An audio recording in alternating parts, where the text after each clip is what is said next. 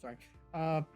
Because that is, like I kind of mentioned earlier, I have been seeing, not a lot, but I've been seeing one or two things and then a couple of like funny meme videos of people who have played Baldur's Gate and are now like, I wish to learn the D&D. I wish to play, and have a Baldur's Gate 3 experience.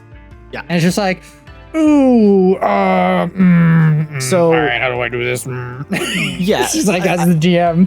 I just want to point out, this is not, Baldur's Gate 3 is going to be the touchstone for this, but CRPGs in the last 10 years or so have had a pretty healthy resurgence as a genre. Like, Mostly just in thanks to Larry. Well, we've got Baldur's Gate 3, we've got Rogue Trader, we've got Solasta, Pillars of Eternity 1 and 2, Divinity Original Sin 1 and 2. Larian's big factor there. Pathfinder game, Kingmaker? Kingmaker by Owlcat. That's the same people who made Rogue Trader. Oh shit, I didn't know that. That's cool. Yes, that's Owlcat Games.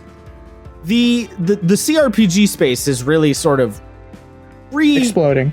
Not exploding necessarily, but it's definitely been reinvented. Well, Baldur's Gate 3 exploded. The other games of the genre, I don't know if I'd say they exploded, but have definitely been reinvigorated quite a lot. Because the CRPG genre sort of died down post, like, probably Baldur's Gate 2, to be honest. And the CRPG genre sort of transformed into the more modern 3D RPG style game with some CRPG influence.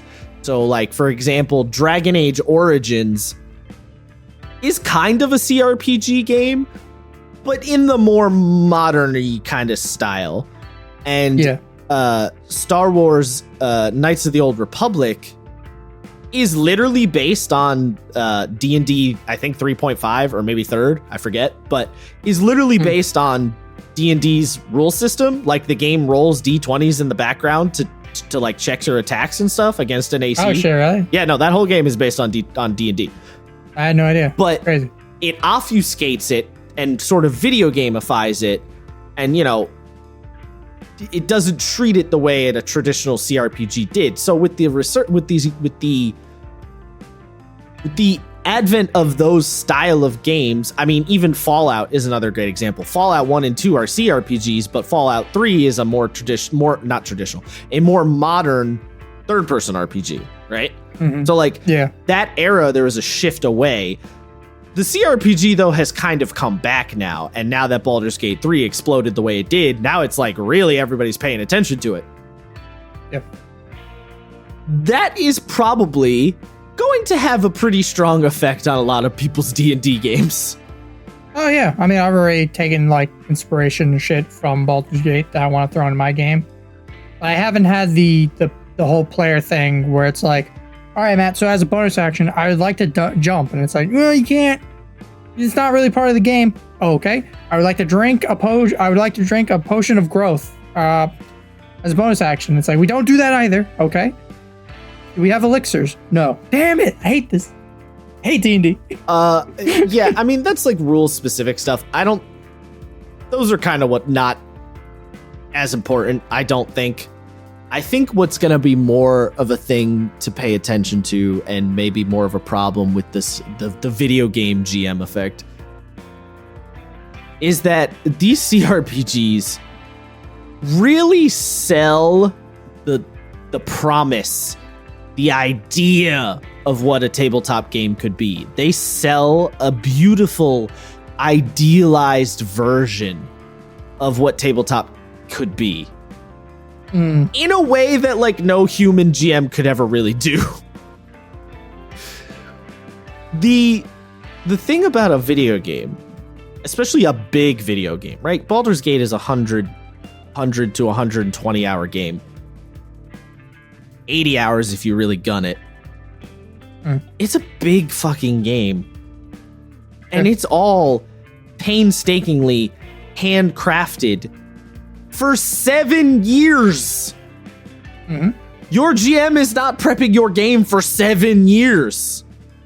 Oh. And even if they did prep your game for 7 years, you probably wouldn't like it Because for it to all work, they would have to railroad the ever-living shit out of you. Yeah.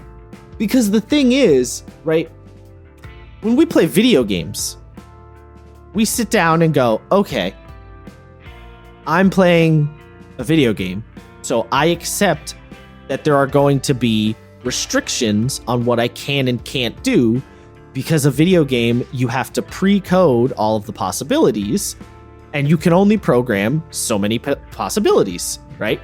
Now, granted, a lot of people give games like Baldur's Gate and Rogue Trader and Divinity a lot of credit because there's so many ways you can solve problems in those games, but there is still a finite number of ways. It's a lot, but there is still a limitation. Yeah. But it's a video game, so you accept that. When you're playing a tabletop game, there is no limitation because you have a human GM at the other end of the table. They can respond to what you do any way they please. It's constantly a dynamic relationship. It is, as I've said so many times, the ephemeralness of the tabletop, that it is ever changing. So they can't craft the experience like a video game because you wouldn't actually even want them to. You want them to be, because if you imagine, right, your GM crafts your entire game for 7 years, like Baldur's Gate 3, and then you do something the GM didn't plan for, then they have to tell you no. Yeah. Because it doesn't work with the thing they plan. Hey, DM, what's past the firewall? Death? Yeah. Damn it. Exactly. What if I do it anyways?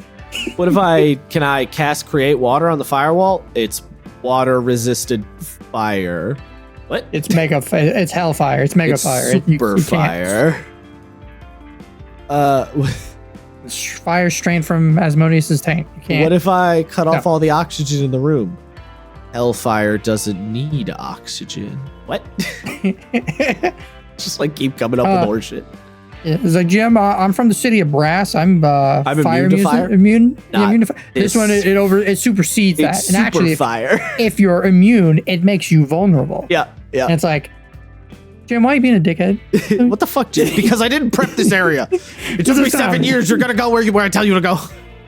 It's like, that's it. This is an invisible fence. It's not hellfire anymore. Yeah, right. It's literally, it's literally an invisible fucking wall, right? Like, that's the kind of shit you'd be dealing with.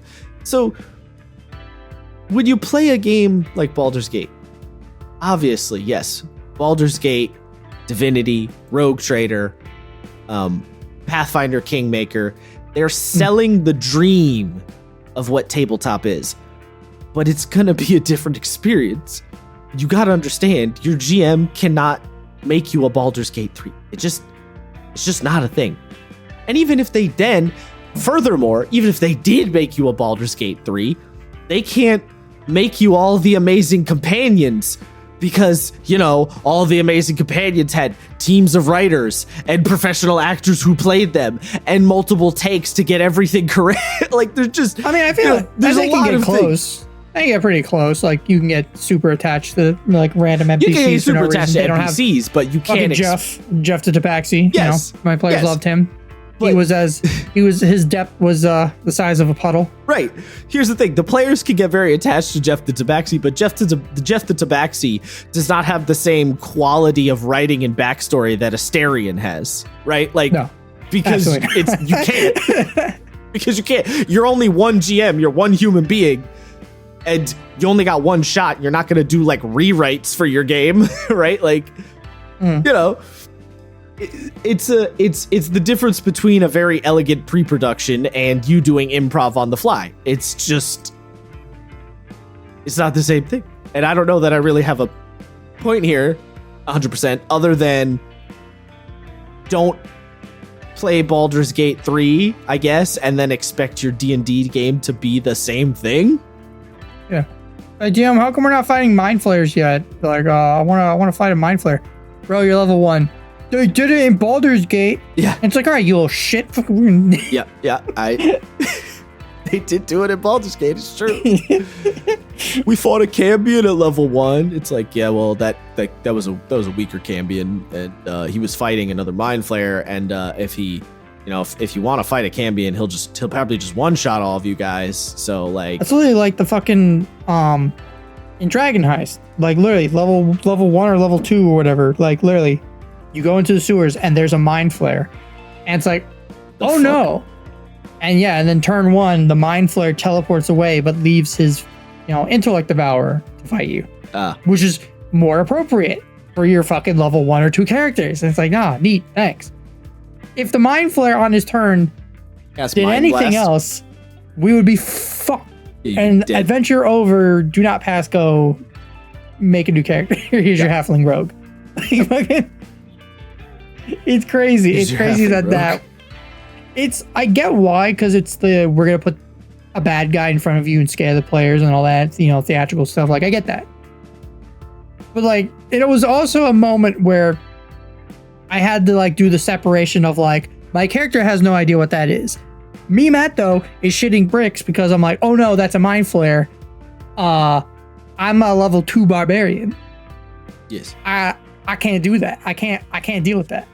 I got nothing. I got a knife. I got a kniff. I can throw a kniff at him real hard. Yes.